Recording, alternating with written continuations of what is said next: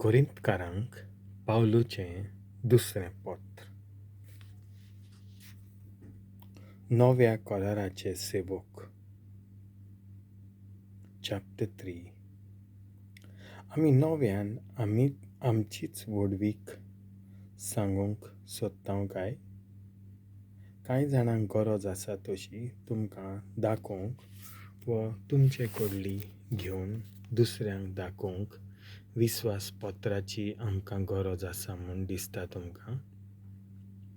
तुमीच आमचें विस्वासपत्र. तें आमच्या काळजांनी बरयल्लें आसा आनी सगल्यांक तें वाचूंक आनी समजूंक मेळटा. दुबावा विणें क्रिस्ताचें पत्र तुमी आमच्या हातांनी बरोवन काडलोलें शायेन न्हय, पूण जिव्या देवाच्या आत्म्यान फातराच्या फोळ्यांचेर कांतयल्लें न्हय, पूण मासाच्या काळजाच्या फोळ्यांचेर बरयल्लें. अविस्वास आमकां क्रिस्ता उदेशीं देवा मुखार आसा. आमचेच अस्तंगी आमी कितेंय केलां म्हूण सांगूंक आमी शकना, पूण आमची शक्ती देवा कडसून येता. ताणेंच आमकां नव्या कराराचे युक्त सेवक केल्यात. ह्या करारा प्रमाणें बरयल्ल्या कायद्यांक आमी पाळो दिना, पूण आत्म्याक खालते रावता.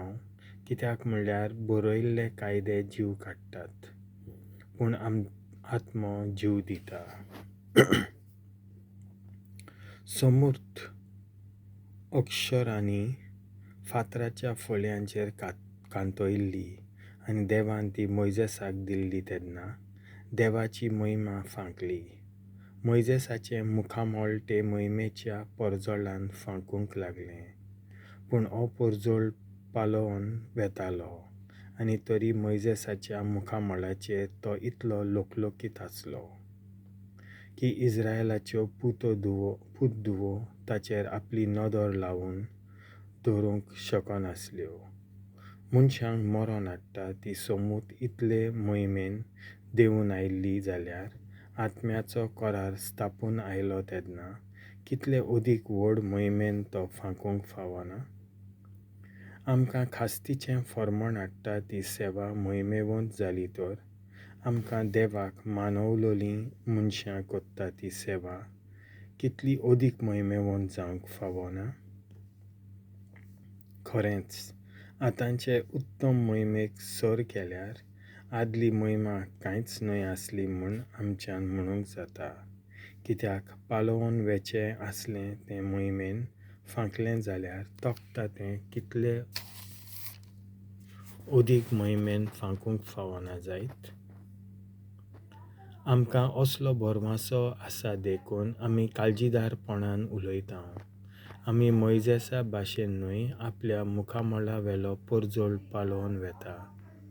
तो इस्रायेलाच्या पुतधुवांनी देखलोलो मोइजेसाक नाका आसलें देखून तो आपलें मुखामोळ एका पड्ड्यान धांपतालो, पूण तांच्या गिन्यानाचेर काळोख पडलोलो.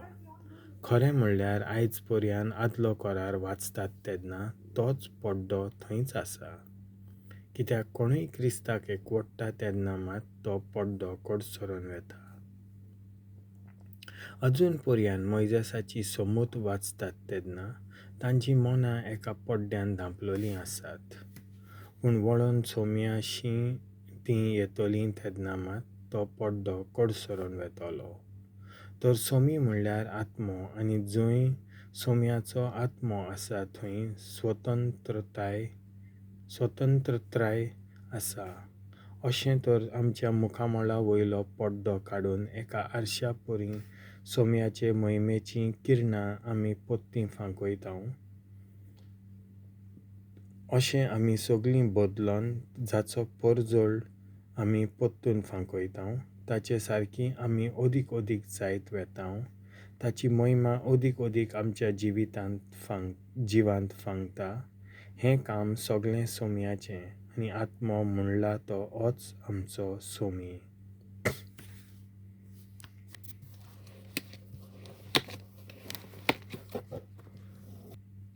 देवाचें उतर हें.